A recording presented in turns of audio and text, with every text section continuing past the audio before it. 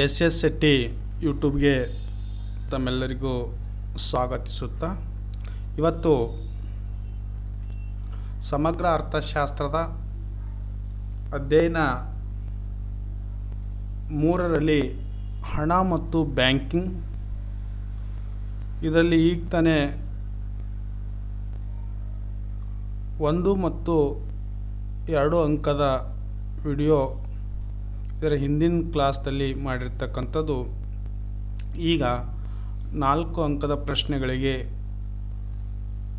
ಉತ್ತರ ಮತ್ತು ವಿವರಣೆ ಮುಖಾಂತರ ತಮಗೆ ಹೇಳ್ತಕ್ಕಂಥದ್ದು.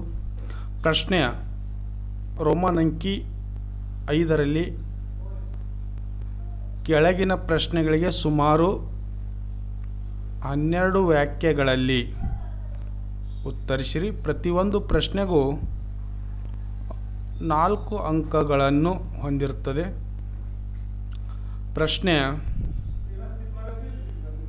1, ಹಣವು ಲೆಕ್ಕದ ಅತ್ಯಂತ ಅನುಕೂಲಕರ ಘಟಕವಾಗಿ ಕಾರ್ಯನಿರ್ವಹಿಸುತ್ತದೆ. ಉದಾಹರಣೆಯೊಂದಿಗೆ ವಿವರಿಸಿ ಅಂತ ಇದು ಪ್ರಶ್ನೆ ಇದೆ. ಉತ್ತರ: ಹಣವು ಲೆಕ್ಕದ ಅತ್ಯಂತ ಅನುಕೂಲಕರ ಘಟಕವಾಗಿ ಕಾರ್ಯನಿರ್ವಹಿಸುತ್ತದೆ. ಮಾರುಕಟ್ಟೆಯಲ್ಲಿರುವ ಎಲ್ಲ ಸರಕು ಮತ್ತು ಸೇವೆಗಳ ಮೊತ್ತ ಹಣದ ಘಟಕಗಳಲ್ಲಿ ವ್ಯಕ್ತಪಡಿಸುತ್ತದೆ.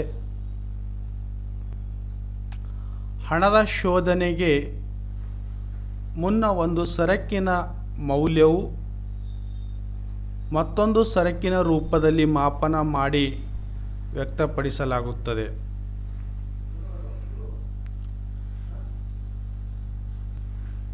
ಈ ಡೆಫಿನಿಷನ್ ಏನು ಹೇಳುತ್ತದೆ ಅಂತಂತಂದರೆ, ಈ ಹಣದ ಶೋಧನೆಗಿಂತ ಮುಂಚೆ ಒಂದು ಸರಕಿನ ಮೌಲ್ಯವು ಇನ್ನೊಂದು ಸರಕಿನ ಮೌಲ್ಯದೊಳಗೆ ವ್ಯಕ್ತಪಡಿಸ್ತಕ್ಕಂಥದ್ದು ನಾವು ಈ ರೀತಿ ಈ ಡೆಫಿನಿಷನ್ ಅರ್ಥೈಸ್ತಕ್ಕಂಥದ್ದು. ಮುಂದುವರೆದು, ಮಾರುಕಟ್ಟೆಯಲ್ಲಿ ಅಸಂಖ್ಯಾತ ಸರಕುಗಳಿದ್ದಾಗ ಎಲ್ಲ ಸರಕುಗಳ ಮೌಲ್ಯಗಳು ಮತ್ತು ಸರಕಿನ ರೂಪದಲ್ಲಿ ಕರಾರುಕ್ಕಾಗಿ ಮಾಪನ ಮಾಡುವುದು ಸಾಧ್ಯವಿಲ್ಲ. ಅಂದರೆ ಈ ಒಂದು ಅಸಂಖ್ಯಾತ ಅಂದರೆ ಬಹುಸಂಖ್ಯಾತವಾಗಿರ್ತಕ್ಕಂಥ ಸರಕುಗಳನ್ನು ನಾವು ಮೌಲ್ಯ, ಅದರ ವಸ್ತುವಿನ ಬೆಲೆಯನ್ನು ಕರಾರುವತ್ತಾಗಿ ಮಾಪನ ಮಾಡುವುದು ಸಾಧ್ಯಕರವಾಗಿರ್ತಕ್ಕಂಥದ್ದು. ಯಾಕೆಂದರೆ ಬಹುಸಂಖ್ಯಾತ ಸರಕುಗಳು ಇರುವುದರಿಂದ ಅದು ನಾವು ಅದನ್ನು ಕರಾರು ಮಾಡೋದಕ್ಕೆ ಕಷ್ಟಕರವಾಗಿರ್ತಕ್ಕಂಥದ್ದು. ಆದರೆ ಹಣದ ಸಹಾಯದಿಂದ ಮಾರುಕಟ್ಟೆಯಲ್ಲಿ ಎಷ್ಟೇ ಸರಕುಗಳಿದ್ದರೂ ಅವುಗಳ ಮೌಲ್ಯವನ್ನು ನಿಖರವಾಗಿ ಮಾಪನ ಮಾಡಬಹುದು ಮತ್ತು ಮತ್ತೊಂದು ಸರಕಿನ ಮೌಲ್ಯದೊಂದಿಗೆ ಹೋಲಿಕೆಯನ್ನು ಕೂಡ ಮಾಡಬಹುದು. ಇದು ಹಣ ಇದ್ದಾಗ ಮಾತ್ರ ನಾವು ಅದಕ್ಕೆ ಮೌಲ್ಯ ಮಾಡೋದಕ್ಕೆ ನಿಖರವಾದಂಥ ಮೌಲ್ಯ ಮಾಡಬೇಕಾಗ್ತದೆ. ಆದರೆ ವಸ್ತುಗಳಿದ್ದಾಗ ಅದು ನಮಗೆ ಕಷ್ಟಕರವಾಗಿರ್ತಕ್ಕಂಥದ್ದು ಅಂತ ಹೇಳುತ್ತಾ, ಈ ಒಂದು ಹೋಲಿಕೆಗೆ ಒಂದು ಎಕ್ಸಾಂಪಲ್ ತಮಗೆ ಕೊಟ್ಟಿರ್ತಕ್ಕಂಥದ್ದು. ಒಂದು ಗಡಿಯಾರದ ಮೌಲ್ಯವು ರೂಪಾಯಿ 500 ಆಗಿದ್ದರೆ ಗಡಿಯಾರವನ್ನು ಹಣದ 500 ಘಟಕಗಳಿಗೆ ವಿನಿಮಯ ಮಾಡಬಹುದು. ಇಲ್ಲಿ 1 ರೂಪಾಯಿಯ ಹಣದ 1 ಘಟಕವಾಗಿರುತ್ತದೆ. 1 ರೂಪಾಯಿ ಹಣದ 1 ಘಟಕವಾಗಿರುತ್ತದೆ ಅಂತ. ಇದು ಇಲ್ಲಿ ನೋಡಿ, ಒಂದು ಪೆನ್ಸಿಲಿನ ಬೆಲೆ ರೂಪಾಯಿ 2 ಮತ್ತು ಒಂದು ಪೆನ್ನಿನ ಬೆಲೆ ರೂಪಾಯಿ 10 ಎಂದಾದರೆ ಪೆನ್ಸಿಲಿಗೆ ಹೋಲಿಸಿಕೊಂಡಾಗ ಪೆನ್ನಿನ ಸಾಪೇಕ್ಷ ಬೆಲೆಯನ್ನು ನಾವು ಲೆಕ್ಕ ಮಾಡಬಹುದು. ಅಂದರೆ 10 ರೂಪಾಯಿ ಪೆನ್ನಿನ ಬೆಲೆ ಭಾಗಿಸು 2 ರೂಪಾಯಿ ಪೆನ್ಸಿಲಿನ ಬೆಲೆ ಈಕ್ವಲ್ ಟು ಎಷ್ಟಾಗುತ್ತೆ ಅಂತಂದರೆ 5 ರೂಪಾಯಿ ಆಗ್ತಕ್ಕಂಥದ್ದು. ಅಂದರೆ ಒಂದು ಪೆನ್ಸಿಲಿನ ಬೆಲೆಯು 5 ಪೆನ್ನುಗಳಾಗಿರುತ್ತವೆ. ಒಂದು ಪೆನ್ಸಿಲಿನ ಬೆಲೆಗಳು ಎಷ್ಟಾಗ್ತವೆ? 5 ಪೆನ್ಸಿಲ್ಗಳು ಆಗಿರುತ್ತವೆ. ಇದೇ ರೀತಿ ಮಾರುಕಟ್ಟೆಯಲ್ಲಿರುವ ಎಲ್ಲ ಸರಕುಗಳು ಹಣದ ಮೌಲ್ಯಕ್ಕೆ ಲೆಕ್ಕ ಮಾಡಬಹುದು. ಹಣದ ಲೆಕ್ಕದಲ್ಲಿ ಎಲ್ಲ ಸರಕುಗಳ ಬೆಲೆಯು ಹೆಚ್ಚಳವಾದಾಗ ಸಾಮಾನ್ಯ ಬೆಲೆಯ ಮಟ್ಟವು ಏನಾಗ್ತದೆ ಅಂತಂದರೆ ಏರಿಕೆಯಾಗುತ್ತದೆ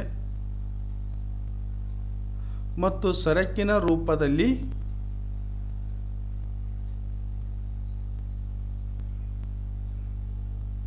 ಅದು ಕಡಿಮೆಯಾಗುತ್ತದೆ ಎಂದರ್ಥ. ಸಾಮಾನ್ಯ ಬೆಲೆಯ ಮಟ್ಟ ಹೆಚ್ಚಳದಿಂದಾಗಿ ಸರಕಿನ ಮೌಲ್ಯವು ಏರಿಕೆಯಾಗುವುದು ಮತ್ತು ಹಣದ ಮೌಲ್ಯ ಇಳಿಕೆಯಾಗುವುದು. ಹಣದ ಶಕ್ತಿಯಲ್ಲಿನ ಕುಸಿತ ಎನ್ನುತ್ತೇವೆ. ಈ ರೀತಿಯಾಗಿ ಆ ಪ್ರಶ್ನೆಗೆ ಇದು ಉತ್ತರಿಸ್ತಕ್ಕಂಥದ್ದು. ನೆಕ್ಸ್ಟ್ ಎರಡನೇ ಪ್ರಶ್ನೆ, RBIನ ಕಾರ್ಯಗಳನ್ನು ಸಂಕ್ಷಿಪ್ತವಾಗಿ ವಿವರಿಸಿ ಅಂತ ಪ್ರಶ್ನೆ ಇದೆ. ಇಲ್ಲಿ ಉತ್ತರ RBI ಬ್ಯಾಂಕ್ ಅಂದರೆ ರಿಸರ್ವ್ ಬ್ಯಾಂಕ್ ಆಫ್ ಇಂಡಿಯಾ ದೇಶದ ಕೇಂದ್ರ ಬ್ಯಾಂಕ್ ಆಗಿ ಹಣಕಾಸು ವಲಯದ ಸದೃಢ ಅಭಿವೃದ್ಧಿಗೆ ಈ ಕೆಳಗಿನ ಪ್ರಮುಖ ಕಾರ್ಯಗಳನ್ನು ನಿರ್ವಹಿಸುತ್ತದೆ.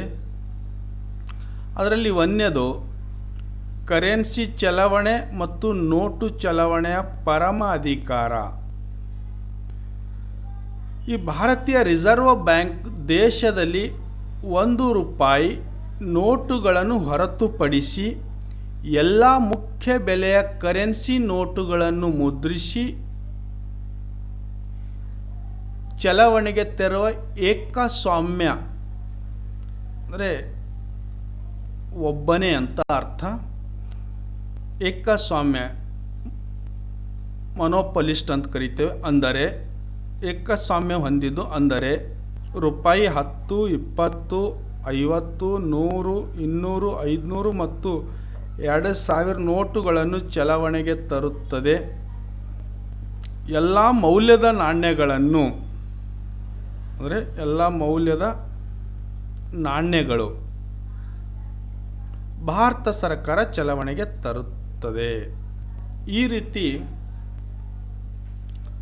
ಒಂದು ಕಾರ್ಯ ಕರೆನ್ಸಿ ಚಲಾವಣೆ ತರುವ ಮತ್ತು ನೋಟು ಚಲಾವಣೆಯ ಪರಮ ಅಧಿಕಾರ ಅಂತ ನಾವು ಒಂದನೇದು. ಎರಡನೇದು, ಇದು ಸರ್ಕಾರದ ಬ್ಯಾಂಕುಗೂ ಈ RBI reserve bank of India ಕೇಂದ್ರ ಮತ್ತು ರಾಜ್ಯ ಸರ್ಕಾರಗಳಿಗೆ ಬ್ಯಾಂಕ್ ಆಗಿ ಹಣಕಾಸು ಪ್ರತಿನಿಧಿಯಾಗಿ ಮತ್ತು ಆರ್ಥಿಕ ಸಲಹೆಗಾರನಾಗಿ ಕಾರ್ಯನಿರ್ವಹಿಸುತ್ತದೆ. RBI ಸರ್ಕಾರದ ಠೇವಣಿಗಳನ್ನು ಸ್ವೀಕರಿಸುತ್ತದೆ ಮತ್ತು ಸರ್ಕಾರಕ್ಕೆ ಸಾಲ ನೀಡುತ್ತದೆ. RBI ಸರ್ಕಾರದ ಪ್ರತಿನಿಧಿಯಾಗಿ ಹಣಕಾಸನ್ನು ಪಾವತಿಸುತ್ತದೆ ಮತ್ತು ಸ್ವೀಕರಿಸುತ್ತದೆ.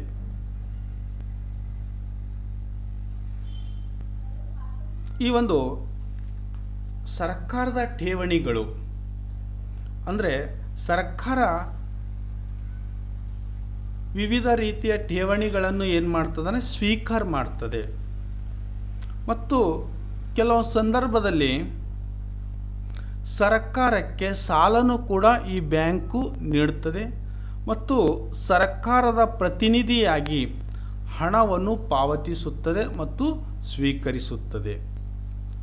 ಈ ಆರ್ಥಿಕ ಸಲಹೆಗಾರನಾಗಿ ಪ್ರಮುಖ ಆರ್ಥಿಕ ವಿಷಯಗಳಿಗೆ ಸಂಬಂಧಿಸಿದಂತೆ ಸರ್ಕಾರಕ್ಕೆ ಸಲಹೆ ಮತ್ತು ಮಾರ್ಗದರ್ಶನ ನೀಡುತ್ತದೆ. ಈ ಏನು ಸಲಹೆ ಮತ್ತು ಮಾರ್ಗದರ್ಶನ ನೀಡುತ್ತದೆ ಅಂತಂದರೆ, ಹಣದುಬ್ಬರವನ್ನು ಹೆಚ್ಚಳ ಆದಾಗ ಸರ್ಕಾರಕ್ಕೆ ಒಂದು ಮಾರ್ಗದರ್ಶನ ನೀಡ್ತಕ್ಕಂಥದ್ದು, ಹಣದುಬ್ಬರವನ್ನು ಹೇಗೆ ನಿಯಂತ್ರಣ ಮಾಡಬೇಕು, ಈ ರೀತಿಯಾಗಿ ಸರ್ಕಾರಕ್ಕೆ ಅದು ಏನು ಮಾಡ್ತದೆ, ಮಾರ್ಗದರ್ಶನ ನೀಡ್ತಕ್ಕಂಥದ್ದು ಎರಡನೆಯ ಕಾರ್ಯವಾಗಿರ್ತಕ್ಕಂಥದ್ದು.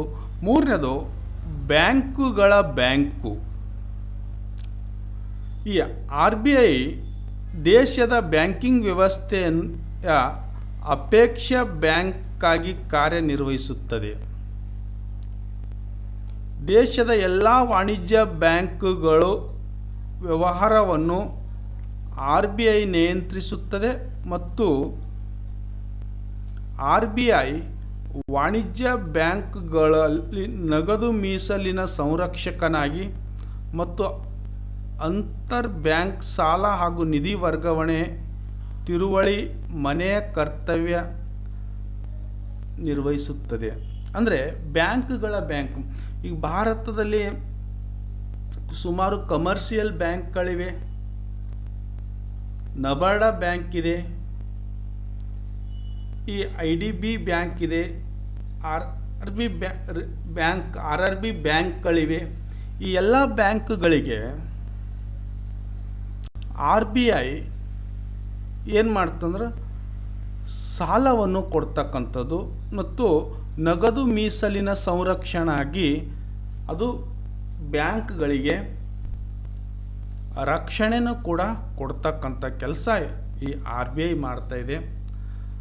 ನಾಲ್ಕನೇ ಅಂಶ,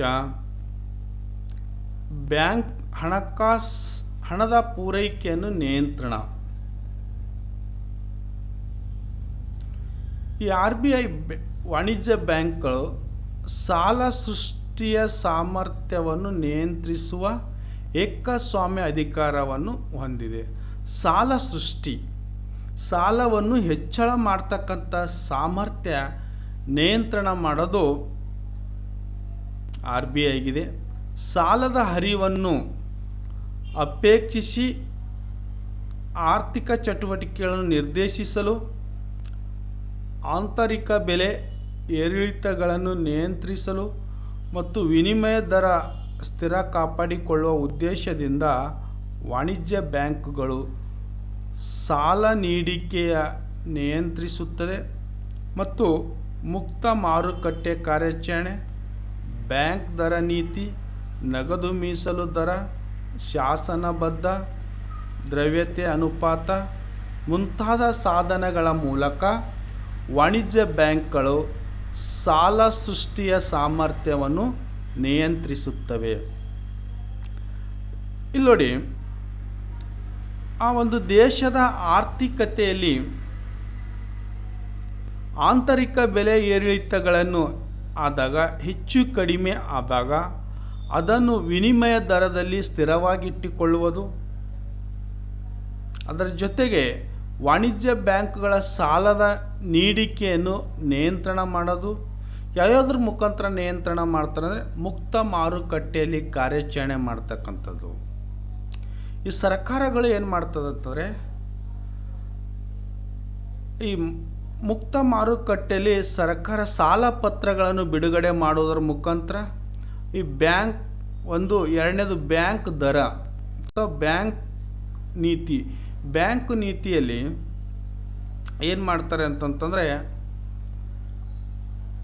ಈ ಬ್ಯಾಂಕಿನ ಮೂಲ ದರ ಹೆಚ್ಚಳ ಮಾಡ್ತಕ್ಕಂಥದ್ದು.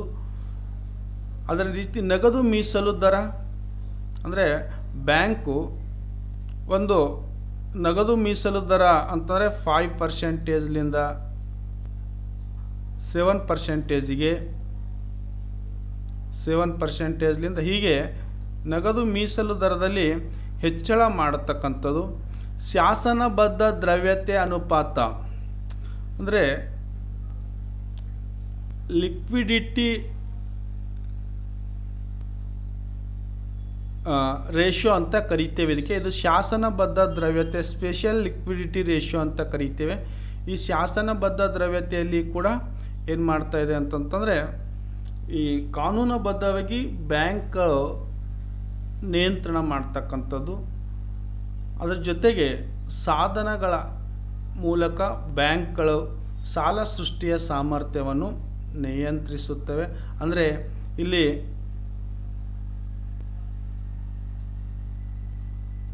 ರೆಪೋ ದರ ಮತ್ತು ರಿವರ್ಸ್ ರೆಪೋ ದರ, ಈ ರೆಪೋ ದರ ಇವುಗಳ ಮುಖಾಂತರ ಹಣದ ಪೂರೈಕೆಯನ್ನು ನಿಯಂತ್ರಣ ಮಾಡ್ತಾರೆ. ನಂತರ 5ನೇದು ವಿದೇಶಿಯ ವಿನಿಮಯ ಮೀಸಲಿನ ಸಂರಕ್ಷಕ.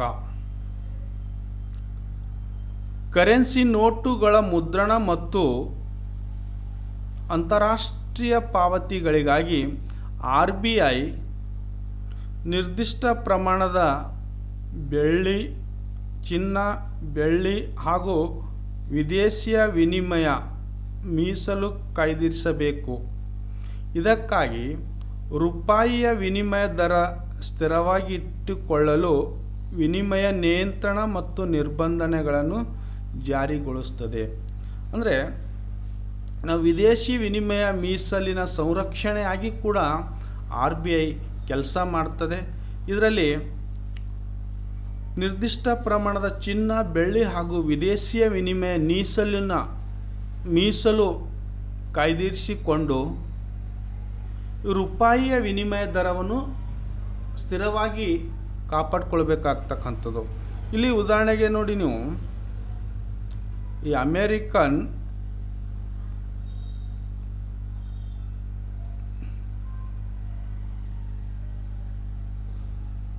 ಡಾಲರ್,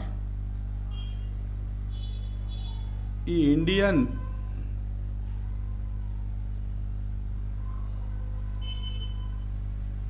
ರುಪೀಸ್, ಇವೆರಡರ ಮಧ್ಯಕ್ಕೆ ಸ್ಥಿರ ಕಾಪಾಡತಕ್ಕಂಥದ್ದು ಹಣದು. ಇದು ಕೆಲಸ ಕೂಡ ವಿದೇಶಿಯ ವಿನಿಮಯ ಮೀಸಲು ಮಾಡ್ತಕ್ಕಂಥದ್ದು. 6ನೇದು ಅಂತಿಮ ಋಣದಾತ. ವಾಣಿಜ್ಯ ಬ್ಯಾಂಕ್ಗಳು ಸಾಲ ನೀಡಿಕೆ ಸಾಮರ್ಥ್ಯವನ್ನು ಹೆಚ್ಚಿಸಿಕೊಳ್ಳಲು ಹಣಕಾಸಿನ ಸಂಪನ್ಮೂಲಗಳನ್ನು ಅಗತ್ಯವಿದ್ದಾಗ ಹಣದ ಮಾರುಕಟ್ಟೆಯಿಂದ ಅಥವಾ ಕೇಂದ್ರ ಬ್ಯಾಂಕಿನಿಂದ ಪಡೆಯುತ್ತವೆ. ವಾಣಿಜ್ಯ ಬ್ಯಾಂಕ್ಗಳು ಹಣಕಾಸಿನ ಸಂಪನ್ಮೂಲಗಳು ಮಾರುಕಟ್ಟೆಯ ಮೂಲಕ ಪಡೆಯಲು ವಿಫಲವಾಗಿ ಹಣಕಾಸಿನ ಬಿಕ್ಕಟ್ಟನ್ನು ಎದುರಿಸುತ್ತಿದ್ದರೆ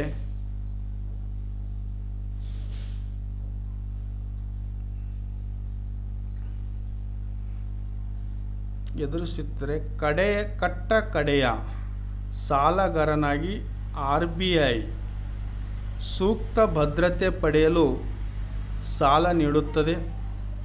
RBIನ ಈ ಪಾತ್ರವು ವಾಣಿಜ್ಯ ಬ್ಯಾಂಕ್ಗಳ ದಿವಾಳಿಯಾಗುವುದನ್ನು ತಡೆಗಟ್ಟುತ್ತದೆ. ಏನಾಗ್ತದೆ ಈ ಅಂತಿಮ ಋಣದಾತ ಅಂತಂದರೆ, ಕೆಲವೊಂದು ಸಲ ವಾಣಿಜ್ಯ ಬ್ಯಾಂಕ್ಗಳನ್ನು ಗ್ರಾಹಕರಿಗೆ ಅಥವಾ ರೈತರಿಗೆ ಅಥವಾ ಉದ್ಯಮಿಗಳಿಗೆ ಸಾಲವನ್ನು ನೀಡಿದಾಗ ಆ ಸಾಲ ಈ ಕಮರ್ಷಿಯಲ್ ಬ್ಯಾಂಕ್ಗಳು ಈ ಫಾರ್ಮರ್ಸ್ ಅಥವಾ ಇಂಡಸ್ಟ್ರಿಯಲ್ಸ್ ಸಾಲವನ್ನು ನೀಡಿದಾಗ ಈ ಸಾಲ ರಿಟರ್ನ್ ಕಮರ್ಷಿಯಲ್ ಬ್ಯಾಂಕ್ದವರಿಗೆ ಕೊಡದೇ ಇದ್ದಾಗ ಕಮರ್ಷಿಯಲ್ ಬ್ಯಾಂಕ್ದವ್ರ ಹತ್ರ ಹಣ ಖಾಲಿಯಾಗಿರುತ್ತದೆ. ಹೌದಾ? ಈ ಹಣ ಖಾಲಿಯಾದಾಗ ಬ್ಯಾಂಕ್ ದಿವಾಳಿ ಆಗ್ತದೆ, ಹಣಕಾಸಿನ ಬಿಕ್ಕಟ್ಟನ್ನು ಎದುರಿಸುತ್ತದೆ. ಆವಾಗ ಅಂತಿಮವಾಗಿ RBIದವ್ರ ಹತ್ರನೇ ಇವರು ಸಾಲವನ್ನು ಪಡ್ಕೊಳ್ಬೇಕಾಗ್ತದೆ. ಈ ರೀತಿಯಾಗಿ ಈ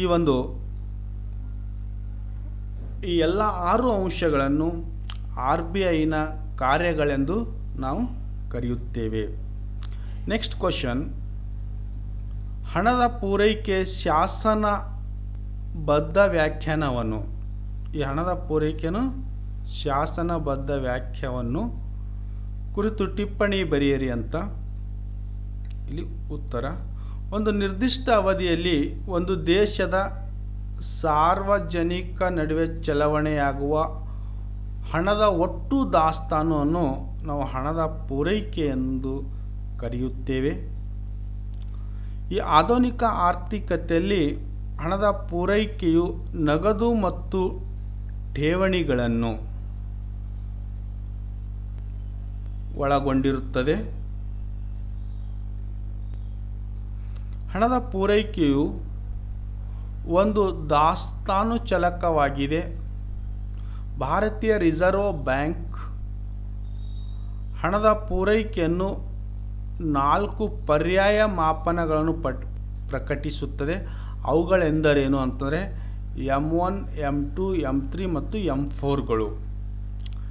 ಇಲ್ಲಿ M1 ಅಂತಂತಂದರೆ ಈ ಮನಿ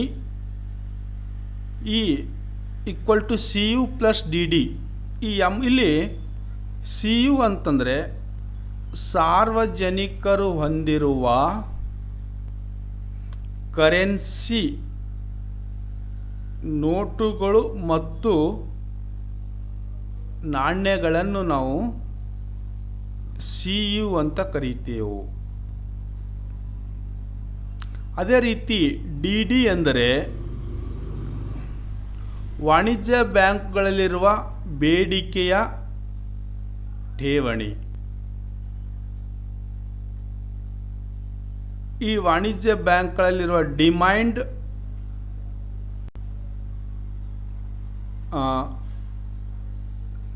ಡೆಪಾಸಿಟ್ ಅಂತ ಕರಿತೇವೆ. DD ಅಂತಂದರೆ ವಾಣಿಜ್ಯ ಬ್ಯಾಂಕ್ಗಳನ್ನು ಬೇಡಿಕೆ ಠೇವಣಿಗಳು. ಅದೇ ರೀತಿ M2 equal to M1 plus M2ಗೆ ಸಮ M1 ಈಕ್ವಲ್ ಟು ಪ್ಲಸ್ ಅಂಚೆ ಕಚೇರಿಯಲ್ಲಿರುವ ಉಳಿತಾಯ ಖಾತೆಗಳ ಠೇವಣಿಗಳು. ಈ ಅಂಚೆ ಕಚೇರಿ ಅಂದರೆ ಭಾರತದಲ್ಲಿರ್ತಕ್ಕಂಥ ಪೋಸ್ಟ್ ಆಫೀಸ್ಗಳು.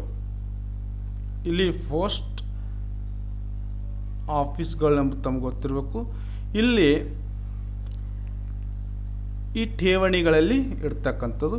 ಈ ಠೇವಣಿಗಳಲ್ಲಿ ನಿಮ್ಗೆ ಗೊತ್ತಿರಬೇಕು 4 ರೀತಿಯ ಠೇವಣಿಗಳು ಇರ್ತವೆ. ಇಲ್ಲಿ ಒಂದನೇದು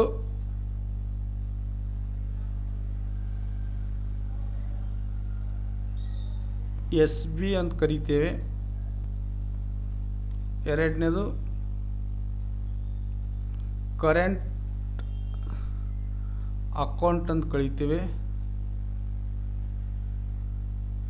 ಮೂರನೇದು RD ಅಂತ ಕರಿತೇವೆ. ನಾಲ್ಕನೇದು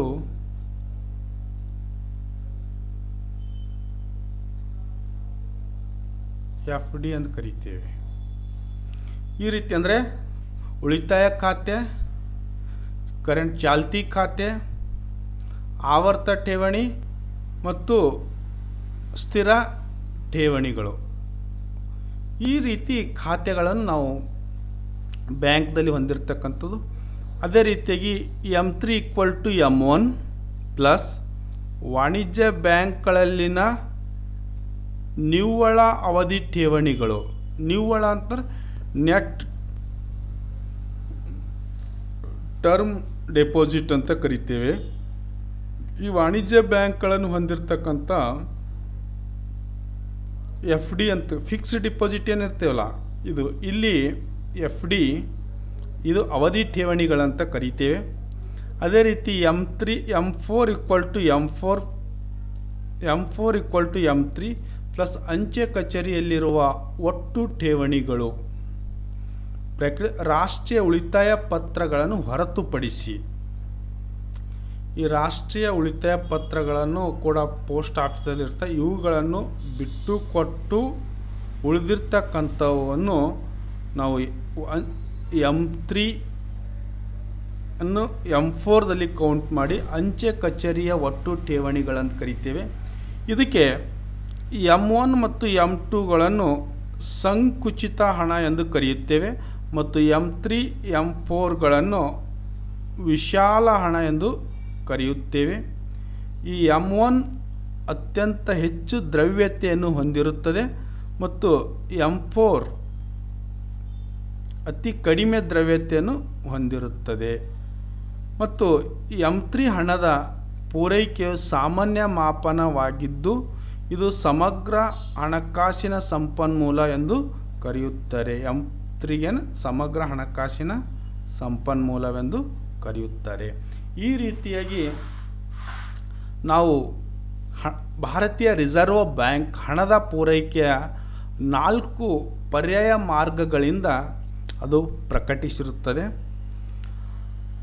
ಮತ್ತು ಒಂದು ಪ್ರಶ್ನೆ ಇಲ್ಲಿ 4ನೇದು ಹಣದ ಬೇಡಿಕೆ, ವ್ಯವಹಾರದ ಉದ್ದೇಶ ಮತ್ತು ಸಟ್ಟ ವ್ಯಾಪಾರದ ಉದ್ದೇಶಗಳನ್ನು ವಿವರಿಸಿ ಅಂತ.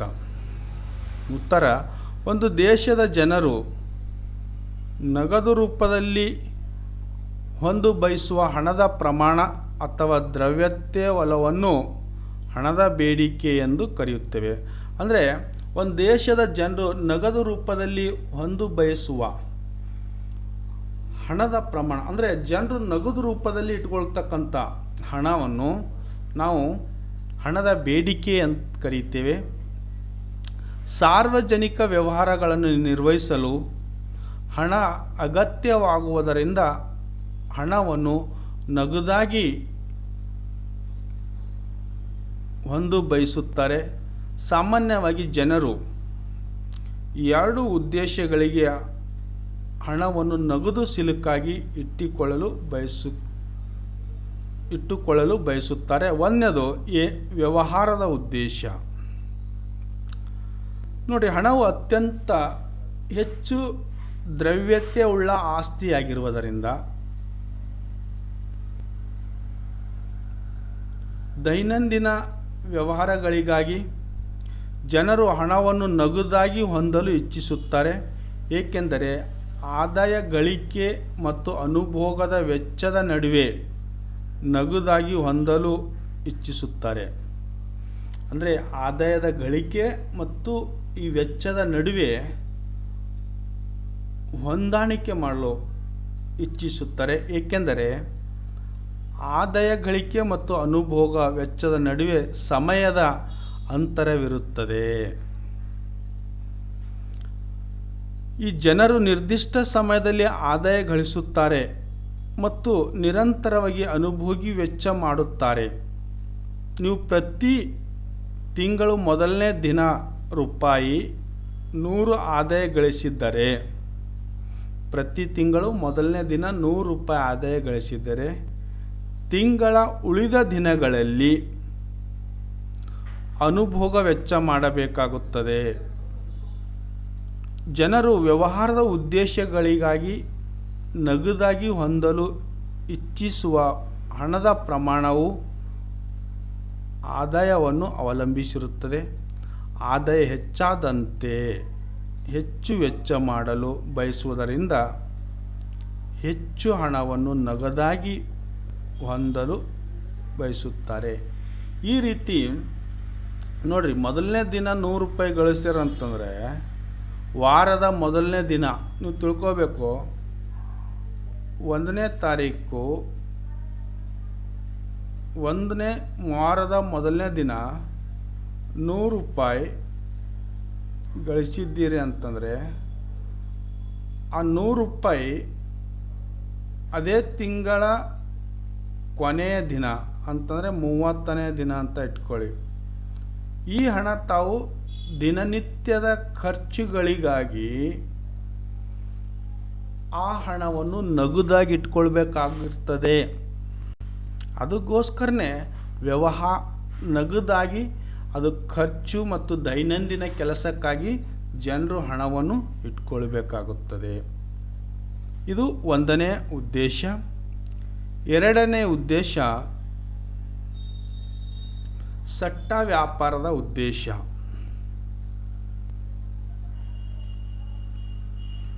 ಭವಿಷ್ಯದಲ್ಲಿ ಬಡ್ಡಿ ದರದ ಬದಲಾವಣೆ ನಿರೀಕ್ಷಿಸಿ ಆದಾಯ ಮತ್ತು ಲಾಭ ಗಳಿಸುವ ಭದ್ರತಾ ಪತ್ರಗಳ ಖರೀದಿ ಮತ್ತು ಮಾರಾಟಕ್ಕಾಗಿ ಜನರು ನಗದಾಗಿ ಹೊಂದು ಬಯಸುವ ಹಣದ ಬೇಡಿಕೆಯನ್ನು ಸಟ್ಟ ವ್ಯಾಪಾರ ಎನ್ನುತ್ತೇವೆ. ನೋಡಿ, ಒಬ್ಬ ವ್ಯಕ್ತಿ ತನ್ನ ಸಂಪತ್ತನ್ನು ಸ್ಥಿರ ಆಸ್ತಿ, ಚಿನ್ನ, ಹಣ ಮತ್ತು ಬಾಂಡ್ಗಳ ರೂಪದಲ್ಲಿ ಇಟ್ಟುಕೊಳ್ಳಬಹುದು. ಸರಳವಾಗಿ ಎಲ್ಲ ಆಸ್ತಿಗಳನ್ನು ಬಾಂಡ್ಗಳೆಂದು ಕರೆಯುತ್ತೇವೆ. ಸರ್ಕಾರ ಮತ್ತು ಉದ್ಯಮಿ ಸಂಸ್ಥೆಗಳು ಸಾರ್ವಜನಿಕರಿಂದ ಸಾಲ ಪಡೆಯಲು ನಿರ್ದಿಷ್ಟ ಕಾಲಾವಧಿಯವರೆಗೆ ಹಣಕಾಸಿನ ಪ್ರತಿಫಲವನ್ನು ಪಾವತಿಸುವ ಭರವಸೆಯೊಂದಿಗೆ ವಿತರಿಸುವ ಸಾಲದ ವಾಗ್ದಾನ ಪತ್ರಗಳೇ ನಾವೇನಂತ ಕರಿತೇವೆ ಅಂತಂದರೆ ಬಾಂಡ್ಗಳಂತ ಕರಿತೇವೆ. ಇಲ್ಲಿ ತಾವುಗಳು ಸರ್ಕಾರ ಆಗಿರ್ಬೋದು, ಉದ್ಯಮಿ ಸಂಸ್ಥೆಗಳಾಗಿರ್ಬೋದು, ಸಾರ್ವಜನಿಕರಿಂದ ಸಾಲ ಪಡೆಯಲು ನಿರ್ದಿಷ್ಟ ಕಾಲಾವಧಿಯವರೆಗೆ ನೀವು ಹಣ ನಮಗೆ ಕೊಡ್ರಿ, ಆ ಹಣದ ಪ್ರತಿಫಲ ನಾವು ನಿಮಗೆ ವಾಪಸ್ ಕೊಡ್ತೇವೆ. ಆ ಹಣವನ್ನು ದುಡಿಸ್ಕೊಂಡು ನಿಮಗೆ ಮತ್ತೆ ಅದರ ಪಾವತಿಯನ್ನು ನಾವು ನಮಗೆ ಕೊಡ್ತೇವೆ ಅಂತ ಭರವಸೆಯನ್ನು ಕೊಡ್ತಕ್ಕಂಥ ಒಂದು ಪತ್ರಕ್ಕೆ ವಾಗ್ದಾನ ಪತ್ರಗಳೇ ನಾವು ಬಾಂಡ್ಗಳಂತೂ ಕರೆಯುತ್ತೇವೆ. ಉದಾಹರಣೆಗೆ ನೀವು FD ಮಾಡಿಸಿರ್ತೀರಿ ಬ್ಯಾಂಕ್ದಲ್ಲಿ, ಫಿಕ್ಸ್ಡ್ ಡಿಪಾಸಿಟ್. ಈ ಫಿಕ್ಸ್ಡ್ ಡಿಪಾಸಿಟ್ ಮಾಡಿಸಿದಾಗ ನಿಮಗೆ ನಿಮ್ಮ ಹಣ ಬ್ಯಾಂಕ್ದಲ್ಲಿ ಇಡ್ತಾರೆ. ಆ ಹಣಕ್ಕೆ ಪ್ರತಿಯಾಗಿ ನಿಮಗೆ ಬಾಂಡನ್ನು ಕೊಡ್ತಾರೆ. ಅಂದರೆ ಈ ಡೇಟ್ಲಿಂದ ಇಷ್ಟು ಅಮೌಂಟು ಮತ್ತು ಈ ಅಮೌಂಟಿಗೆ ಇಷ್ಟು ದಿನಗಳ ನಂತರ ಇಷ್ಟು ಬಡ್ಡಿ ನಾವು ನಿಮಗೆ ಪಾವತಿ ಮಾಡ್ತೇವಂತ ವಾಗ್ದಾನ ಪತ್ರ ಅಂತ ಕರೀತೀವಿ. ಈ ಹಣದ ಬೇಡಿಕೆಯು ಸಟ್ಟ ವ್ಯಾಪಾರ ಉದ್ದೇಶಗಳ ಮಾರುಕಟ್ಟೆಯ ಬಡ್ಡಿಯನ್ನು ಅವಲಂಬಿಸಿರುತ್ತದೆ. ಈ ಒಂದು ಸಟ್ಟ ವ್ಯಾಪಾರದ ಉದ್ದೇಶ ಅದರ ಮೇಲೆ ಅಂದರೆ ಬಡ್ಡಿ ದರದ ಮೇಲೆ ಅವಲಂಬಿಸಿರ್ತಕ್ಕಂಥದ್ದು. ಹಣದ ಬೇಡಿಕೆ ಮತ್ತು ಬಡ್ಡಿ ದರ ನಡುವೆ ವಿಲೋಮ ಸಂಬಂಧವಿರುತ್ತದೆ. ಪ್ರಸ್ತುತ ಮಾರುಕಟ್ಟೆಯ ಬಡ್ಡಿ ದರ ಅತ್ಯಧಿಕವಾಗಿದ್ದು ಭವಿಷ್ಯದ ಬಡ್ಡಿ ದರ ಕಡಿಮೆಯಾಗುವ ನಿರೀಕ್ಷೆಗಳಿದ್ದರೆ ತಾವುಗಳು ಈ ರೀತಿ ನಾವು ಒಂದು ಸಟ್ಟ ವ್ಯಾಪಾರದ ಉದ್ದೇಶವನ್ನು ಮಾಡ್ತಕ್ಕಂಥ ಈ ಎರಡು ಉದ್ದೇಶಗಳನ್ನು ನಾವು ಹಣದ ಬೇಡಿಕೆ ವ್ಯವಹಾರದ ಉದ್ದೇಶ ಮತ್ತು ಸಟ್ಟ ವ್ಯಾಪಾರದ ಉದ್ದೇಶಗಳಂತ ಹೇಳ್ತಕ್ಕಂಥದ್ದು. ಇದು ತಾವು ಇಷ್ಟು ವಿವರಣೆ ಬರೆದರೆ ತಮಗೆ ಪರೀಕ್ಷೆ ದೃಷ್ಟಿಯಿಂದ 4 ಅಂಕಗಳು ಏನಾಗ್ತಾಯಿದೆ ಅಂದರೆ ಅಂಕಗಳು ಪಡ್ಕೊಳ್ಬಹುದು. ಈ ಎಲ್ಲ ಪ್ರಶ್ನೆಗಳನ್ನು ಇವತ್ತು 4 ಅಂಕದ ಪ್ರಶ್ನೆಗಳು ತಮ್ಮೆದುರಿಗೆ ಬಿಡಿಸಿರ್ತಕ್ಕಂಥದ್ದು. ಇದರಲ್ಲಿ ಏನಾದರೂ ತಮಗೆ ಅರ್ಥವಾಗಿಲ್ಲ ಅಂತಂದರೆ ತಾವು ಆ ಕಮೆಂಟ್ಸ್ ಬಾಕ್ಸಲ್ಲಿ ಕಮೆಂಟ್ಸ್ ಮಾಡಿ ಮತ್ತೆ ಅದಕ್ಕೆ ನಾನು ನಿಮಗೆ ಇನ್ನೂ ಸರಳ ಮತ್ತು ಸ್ಪಷ್ಟತೆ ನಿಖರವಾಗಿ ಅರ್ಥೈಸಿಕೊಡುತ್ತೇನೆಂದು ಹೇಳುತ್ತಾ ತಮ್ಮೆಲ್ಲರಿಗೂ ಇಲ್ಲಿವರೆಗೆ ವಿಡಿಯೋವನ್ನು ನೋಡಿದ್ದಕ್ಕಾಗಿ ಅಥವಾ